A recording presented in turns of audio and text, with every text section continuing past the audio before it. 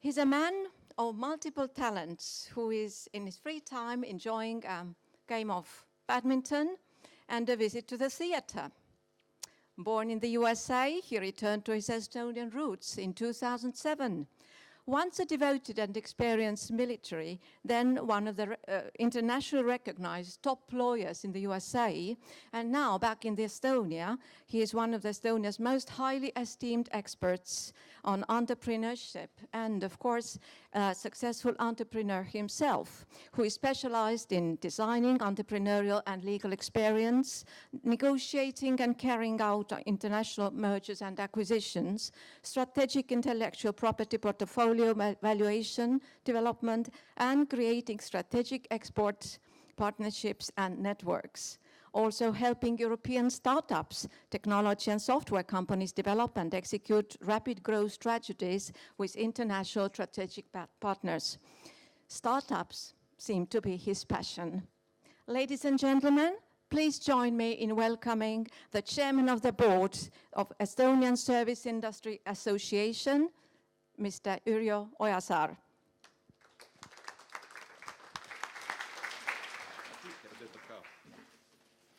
So I guess I'm expected to stand here and be kind of behind the podium, yeah? I can't walk around, or? Okay, I might revert to that. All right. Listening to the first speaker, I started realizing, like, oh my God, this is embarrassing. Because I have no academic background or specialized training in mentoring. And I am purely doing mentoring and coaching from a very practical standpoint. As mentioned, one of my passions is startups. I happen to be on the board of various organizations where I work with startups. I'm a mentor / coach with accelerators in Estonia, in France, now in Iraq, and in other countries. And still, I have no training. So I am one of those dangerous mentors and coaches. Just enough knowledge to be dangerous, no methodology, and I'm out there wrecking these poor companies, entrepreneurs' lives. No, I'll be very honest with you. I will tell you how I approach mentoring myself, and I think what value I bring. And those of you that do have this kind of a theoretical educational background will I'm sure, be horrified how I'm mixing, for example, the terms mentor and coach. The reason why I do that is because at these accelerators, for example, the name or the role that I'm given is mentor / coach. I mean, that's the definition. That's how I am defined for them. So therefore, already at that level, there's a misunderstanding or a different understanding of what a mentor or a coach is. But a lot of those are used interchangeably, and you see that in writing and in practice. I think it is a little bit dangerous. So usually what I start out with in meeting these companies is that I try to talk about our roles. We have very, very different ideas, actually. Usually the company that I get assigned to is like, yes, you know, he's going to come in, he's going to tell us the answers, he's done this before, A, B, C, D, okay, yes, perfect answer, yes, let's do the same thing. And I'm like, no, I don't have the answers. And one of the, I actually use this picture is I say, look, I'm going to work with you more like a coach from the sidelines. I'm not even allowed to run out on the field. I'm not allowed to go and, kick the ball. I might know how to kick the ball, but I'm not allowed to go in there for you and kick the ball in the goal. That's what you do. And in fact, I bring out the issue often to them that it would be really kind of careless and dangerous for me to be giving them very specific advice, do this, do that, because it's not my money. I don't have shares in the company, and if I'm put into that position where they're told, like, oh, listen to this guy, do what he does, do what he says, then it's pretty dangerous for me to be giving very specific advice. Go here, do that, do this, because whether I'm right or wrong, I have nothing to lose in it. Yet they might lose their entire company based on that kind of advice. So I try to be very careful in explaining that what I'm going to do is I will give you strategies, and then who knows what the opposition will do. But you'll have to play the field. I will give you some strategies that should help you win. But I cannot kick the goals for you. I cannot run out on the field when I don't like what I see is happening. I can't, really stop you from doing it.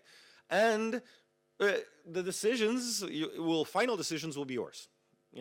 I'll send you in there with the best advice and training I can, but you are the one doing it. And that sort of, in that first meeting, establishes the ground rules for me. Maybe this is not, again, this definitions of mentors, coaching, teaching, all these things come in. I don't know that because I'm not educated like that. But I use this so that the relationship with my company that I'm working with is clear for me. And if both sides know the rules, we kind of proceed based on that. And like really training, like being a real athletics coach, you're training them for this event. But the event that entrepreneurs have to do is actually infinitely more complicated and longer than any type of athletic training that you do. Because the athletic training as a coach, it's pretty defined. This is the field. It's this many meters long. They don't make the pitch longer at halftime. But in business, that happens all the time. You're like, what? The goal was here. It was supposed to be here. If I get to here, I was supposed to be a millionaire. And now it's like, nope, now the goal is over there. And in entrepreneurship, the game keeps changing too. The rules even keep changing. Not just, everything about it keeps changing. So the role of the coach is also changing. And it may very well turn out to be, I tell them, and again, with some slide like this, if I'm sitting down with them, that look, we're going to get beyond that first hill. I don't even know if it's going to be running. It might be javelin. And you might very well have to get a javelin coach or a javelin mentor, because whatever's happening behind that hill, I don't know. I might be able to help you with, but just be ready that you're going to need another mentor or another person to help you as soon as we face these kinds of challenges, because the event keeps changing. It's not one same 100-meter run. It can be really a decathlon that we're running as entrepreneurs. So I also prepare them for my exit and looking for evaluating, telling them basically to evaluate me all the time. Is this the person who's going to bring the most value? If we get to another event, I don't have that kind of background experience, I don't have much to share, then please don't be polite. Don't keep me on. Don't keep having the lunch meetings. You're wasting my time. You're wasting your own time by doing that. Ask me, hey, let's find somebody who can now do javelin, who can take me to the next level in something else. It's better for everyone. Yeah, so I try to have this very open approach from the beginning, so that when people feel like, okay, this is not the right thing for me anymore, they feel like they can move on. And one size does not fit all. I've noticed that with some teams, I will have a match, a fit. My personality will work. On the other hand, I'm also can be loud. I talk over people. I'm boisterous. Usually that means I'm getting into the idea. That means I'm enjoying it. But some people are taken aback by that. And they're like, I don't know, I don't like this guy's style, Clearly he grew up in America, Sometimes you'll hear that. But yes, okay, that's my style. That's how I am. And if I'm very clear about it, also in the beginning, I think teams get a sense for it, they get a taste, like it, don't like it, and then we can always switch.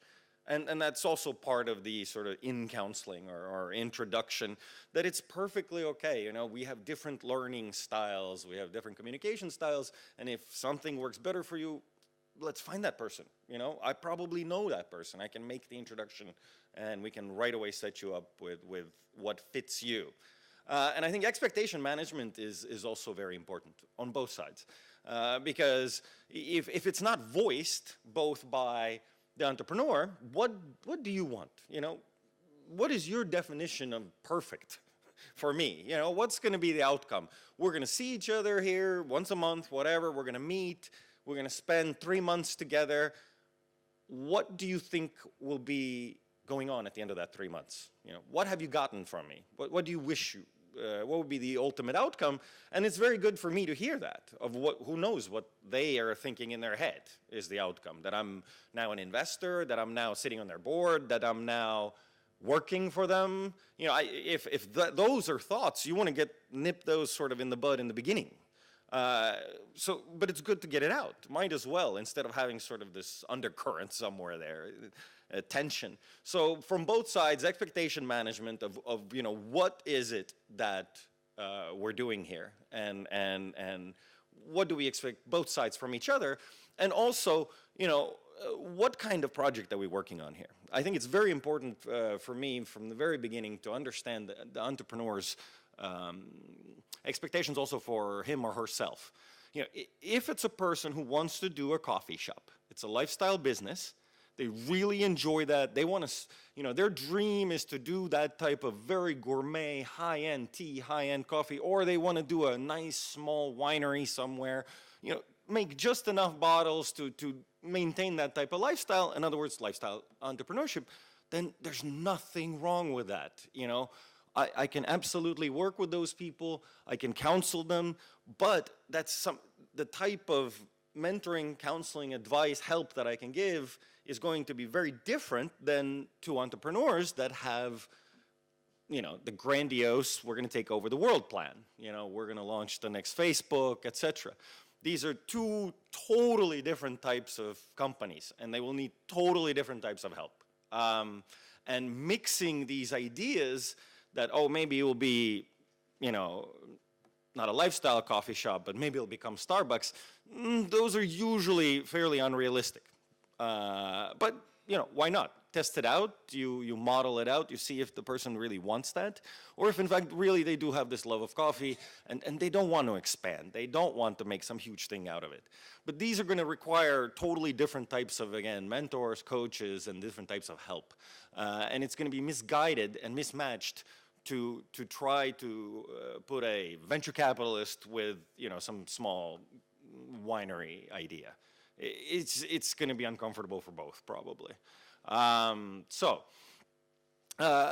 think it's also worthwhile in the very first meeting sort of have this kind of visioneering and think about, you know, do you kind of see the future or the potential of the company, of the people involved? Do you see sort of at least eye to eye on this? Because sometimes one or the other party can have wildly different views of where things are developing or you know, what you two could do together. And how large a role one or the other will play. So talking through these ideas of not just, okay, where do you see I will bring you value within 3 months, but then what do you think what will be happening in 3 years, a little bit further into the future allows both parties to sort of think about a little bit about the end game. Where is this going? Not just on a short term, but on a longer term basis. You know, are we building a company to sell? Are we building a company as a family sort of trust that will go on and be given from generation to generation? What are we doing? What's the end game? Where do we want to get with this? It's good to align those expectations also. People who are going to be serial entrepreneurs are going to say, okay, 5 years and out, right? 5 years and out. You know, from day one, we're planning on how do we sell, and then the road mapping for a sort of an angel investor, mentor, or a venture capitalist, because that is their job. That's what they do. That's how companies are bought and sold, is on a 5-year cycle within private equity. So if you engage that type of person, they are your mentor. They're going to be all the time keeping you on a 5-year cycle of selling your company. But there's quite a few entrepreneurs who are not thinking about selling at all. You know, the idea of selling would be foreign to them, much less preparing on Monday, you know, starting already to do activities which start to prepare for that 5-year sale seems so foreign to them and so strange. You know, don't pick yourself a mentor like that, you know, don't mismatch those expectations. And that's why it's, get it out in the first time. Get it out in the first meeting. There's no sense in doing 3 months of mentoring and suffering through it. The more honest I think you are in the beginning, the more it's going to work. But if you do find yourself that, wow, this person does seem to match and see the future in the same way, I think it's worthwhile doing some road mapping and thinking together like, okay, feels like we have a personality match, feels like we think in similar ways, that we see where the company should get to. Let's just put together some kind of a plan now, reverse planning from back to forward to today, and then that's a good test to see how the team begins to already work together, and whether they can identify some interim goals and then start talking about, well, okay, yeah, these seems like you want to get a few quick victories in the beginning, I think, in the relationship. You establish that trust, you see that you really can work, and you identify some initial things that where you could really add value from the very beginning, and I think then the relationship sort of fosters from that. And already with the next, second, third meeting with the mentors, you can start to work on things. I've noticed there's a lot of sort of honeymoon period, at least in a lot of the programs I've been involved in. Nothing happens for quite a few meetings. It's all get to know you, sort of talking background stuff. That's not adding a lot of value. I'm all about, if it's a busy person, you're taking 2 hours of their life. If we're talking about somebody from London in the financial services industry, we are talking £2,000 you essentially just ask them for. When you say, let's do a 2-hour lunch to talk about my stuff, you're saying, give me £2,000. So there's a real value to this person's time. So to do just sort of chatting and meeting for nothing is pointless for both of you. So very quickly I would then, if the match seems to be there, if the goals align, start thinking about, okay, how do we make this relationship work now? How do I extract this value? As a mentor, how do I give this value? As a mentee, how do I extract this value? This person knows a lot of stuff, can help me with a lot. How can we get it out? How do we establish that relationship in such a way? And I think part of it from the mentor side is going to be the discipline part, that I think a lot of people don't maybe want to talk about it or admit to it, but the human personality is such that we procrastinate. I don't know how many umpteen studies of university students have shown that it's so prevalent. Everybody's problem is procrastination. We all roll certain tasks, whether we admit it or not, we procrastinate, and the mentor will have to play a role with that. In a way, it's sort of it is kind of a slave driver role, but it's a good one. You need it. It's a positive annual, monthly, bi-monthly, whatever the system is, but you realize, oh, I better do something. Come on, at least a little something reminds you in the back of the head that you need to move forward with certain things. And sometimes that's enough. And in order for that to work, though, the mentor will probably have to remind the mentee also about these tasks. We were going to work on this. I know it's kind of uncomfortable. You don't want to be the schoolmaster. You don't want to be that taskmaster, the teacher. You want to be friends with them. It's a nice coffee lunch you're having with them. Things are going well, but part of what you're doing as a mentor is keeping track, disciplining, and it feels a little bit uncomfortable. You have to take sort of a parent role or the bad guy role a little bit. But for your mentee, it's an enormous value. They may, complain even a little bit, but they actually like it. They want it. After the fact, in interviews, later, after programs are done, you talk to them, and they'll say, yeah, it was a pain in the ass, but thank God he did it, So it feels weird, and I recommend the mentors still do it, make it part of, all their meetings, say, okay, what were the things we agreed on at the last meeting, and then go over those. What happened? It wasn't done, nothing's gonna happen, but there should be probably a reason, a point of why something wasn't done. Compensation is an issue. It was mentioned, vast majority of the time I do not get compensated. It's part of my pro bono community service type of work. But there are times that compensation, I think, is reasonable. And it comes down to sort of, value. of what you're bringing. If you are providing this type of once a month, a few hours, you're giving critical advice, no matter how wonderful or wise or sage that advice is, I think that's reasonable. That type of relationship is unpaid. But if you are now engaging this person on a weekly basis, several hours, suddenly, you can't go to the bakery and expect to get free bread every day either, right? Yeah, you get the sample, the little piece every once in a while, but you cannot go into the bakery because the baker's business is selling bread. If he only gives it all away, he can't be employed.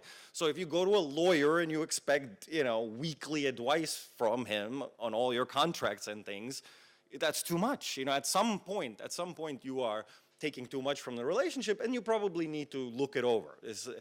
At that point, consulting, I don't know, whatever is the arrangement, but I think both parties need to be cognizant of where that line is also. What's fair to ask, what's not fair to ask, what's just getting that person's time for free, and that's something worth agreeing on in the beginning as well.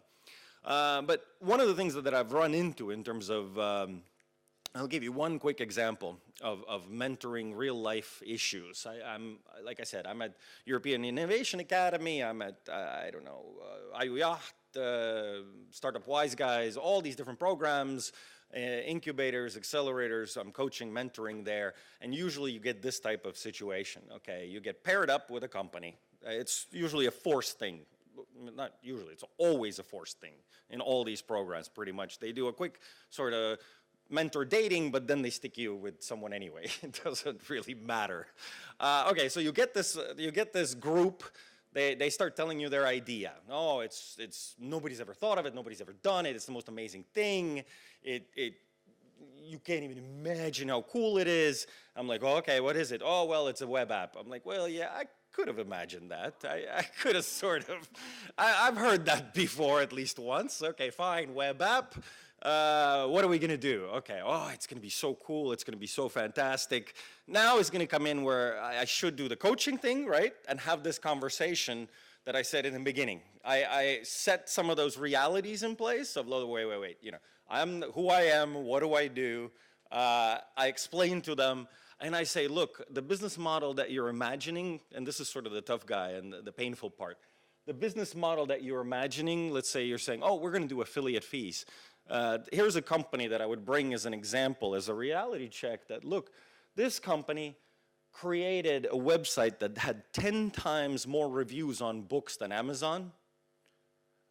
And what's the mathematics of that? If you do the business model of it, turns out they barely break even, because 10 employees in the United States at $85,000, 1 million.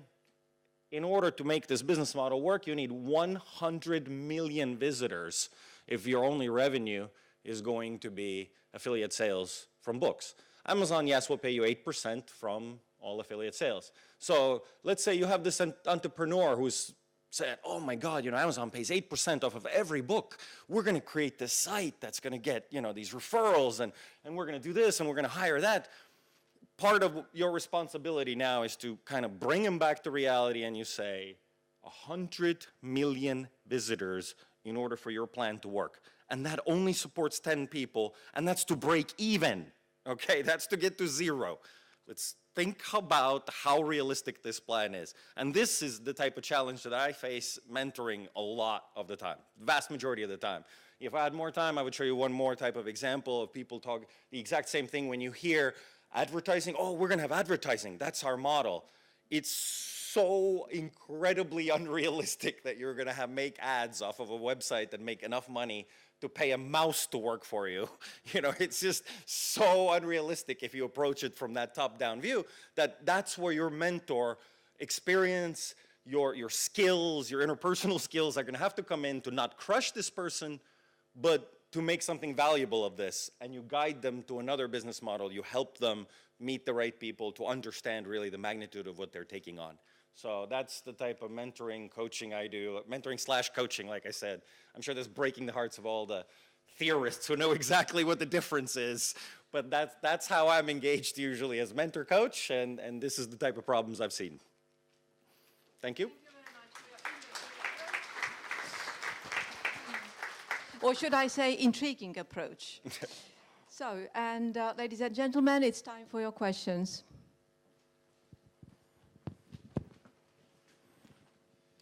Well, actually, I would also ask from you a bit same thing what I asked before, but I make it more focused. First, about your playground metaphor.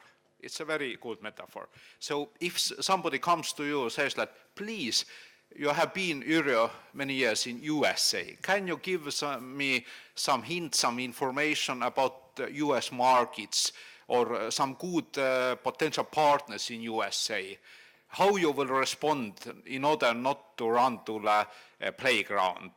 And second question is it possible to combine the role of business angel and the mentor? Thank you. Okay, I will start from the last one, business angel and mentor. Not in the same body, not being an investor in the same company that you're mentoring. Okay, because I think you have a conflict of interest, you also have loyalty issues, etc.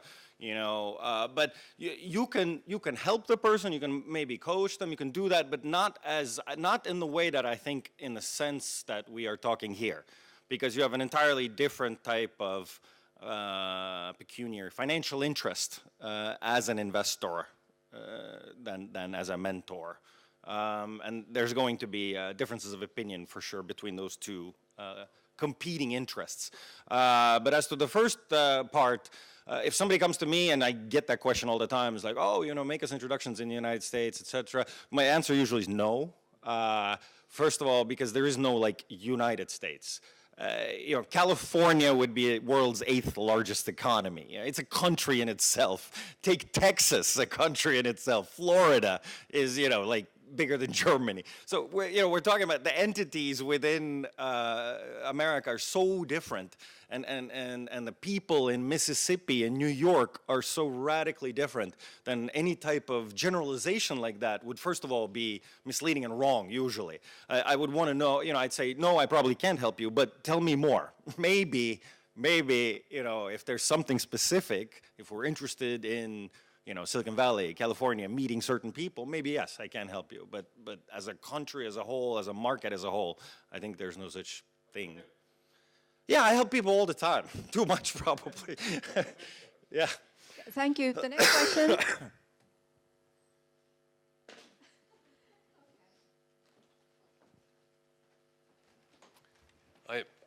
Thank you for a very good presentation.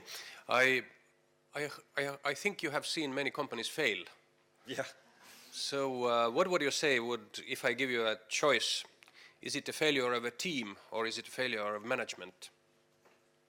I mean the CEO or the team? Who is the, okay. or something else, but if you would elaborate a little bit between these two, I would appreciate it. In the introduction, a point was brought out that I was in Reserve Officer Training Corps in America, so I was an officer in the U.S. Army. As an officer, it is your responsibility, no matter what the hell happens. If any of the people under you screw up, you are in charge. You, by saying you're the officer, you took charge of that unit, and you will be responsible for them, even for willing stupidity on their part. But that's your team. You picked it. You were supposed to be running it. You're supposed to be supervising it. So I would inevitably, just my framework works that way, that I would analogize also to an enterprise. You know, as a founder, CEO, coaching, recruiting that team that you mentioned, picking them, putting them together, and getting them the resources they need is primarily your responsibility. That's why you're the founder. That's why you're the 100% owner in the beginning. That's why you give others probably smaller shares also. By doing that kind of thing, you yourself have taken the responsibility. So in that way, it's the failure of the CEO. Thank you. Time for one brief question. Thank you. I was interested in the comments that you made about theory versus the simple model that you showed. with the gaming analogy. I don't even know what the theory is. I don't even know if there is theory. Well, what I was going to say was that both of those perspectives are valid, and one is not better than the other. Okay. Next time I'll say that. Yeah. I've studied theory, and both are valid. Yeah, I think they both have merits. I wanted to ask you about whether you have had any experience of working with universities, or whether you have any views on business and universities collaborating with each other. I'm working with TEETS, Estonian Business School. In fact, the Service Industry Association of Estonia has signed a cooperation memorandum with EBS to bring more entrepreneurial thinking into the school, and actively working with that. And Minor is also part of that. Minor has worked closely with the Service Industry Association in understanding what is it that entrepreneurs look for in their new talent coming in, because I think there is a mismatch. I think there is a clear mismatch between a 21-year-old coming into a job, what they can do and what their skills are, and what the entrepreneur expects his or her employee to be able to do and their skills to be. There is a gap, and that gap needs to be filled. Part of filling that gap is exactly the types of agreements we've signed with Minor and EBS to get entrepreneurs more engaged into the schools, to get more practicums going, so that aspect is part of your education, that you have to see the real world at least once before you leave school, It's vital to engage, I think, businesses like that, and prepare the students to go work in entrepreneurship as well. Yeah. So actually, Kirsten wants to give one more question. Yeah. Well, first of all, I want to say I think you have a very sound approach to the mentoring you do. So now I can say at least 2 experts have approved. Okay. What I would suggest is the moment you start taking money, you call yourself a consultant instead. Yeah, well, that's what you are and the moment you start, the moment I start taking money, I put a contract saying consulting agreement in front of them, which then also guarantees, because it changes a relationship. Yes, and it changes the contract. Yeah, absolutely. And as an attorney background that I am, it's vital, because now this company is opening up their kimono. You're going to get to see everything. There's going to be all kinds of trade secrets, confidential information. You're taking on all of this baggage, and you will have various legal responsibilities to that as well. If you know that company's secrets, you shouldn't be going around town talking about it, that your mentee, is giving you this information. So if you start to have that type of relationship, you should really consider formalizing it, so everybody's rights are protected, so everybody understands what's happening, and that company's intellectual property and confidential information is completely safeguarded. That's very important. And if any mentor here ever does feel like it's starting to go into areas, you're starting to find out stuff about the company, that's like their secret sauce, be careful. I mean, this is very important stuff. Don't have it leak from you, or for God's sakes, don't joke around at the next Christmas party about it with a bunch of people you don't know. Yeah, this is valuable information entrusted to you, safeguarded. Thank you. Okay. And this is the Chocolate. This is the All right. Thank you.